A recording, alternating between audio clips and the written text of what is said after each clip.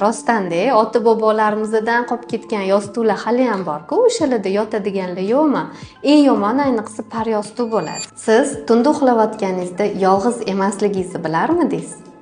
Siz bilan birga uxlayotgan joyingizda, yostiq, ko'rpa to'shaklaringizda millionlab mikroorganizmlar borligidan-chi xabaringiz bormidi?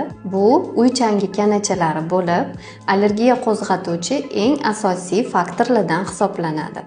Bu kanachalar o'zidan chiqarayotgan allergenlari kechasi bilan bizani nafas yo'llarimizga kirib, u yoqda vaspalительный protsesslar, yallig'lanish jarayonlarini boshlab, sizda allergik rinit, bronxit, hattoki bronxialniy astma kasalliklarini ham sababi bo'lishi mumkin. Bu narsani tekshirish uchun qon analizlari yoki oddiygina prik testlar qilish mumkin. Bu holat bo'lmasligi uchun yoki allergik jarayonlarni kamaytirish uchun pastelniy belyolarni har hafta almashtirish, 60 gradusdan yuqori bo'lgan haroratda yuvish va albatta qurigandan keyin dazmollash kerak bo'ladi. Yostiq va to'shaklarni ham yilda bir marta almashtirib turish shart.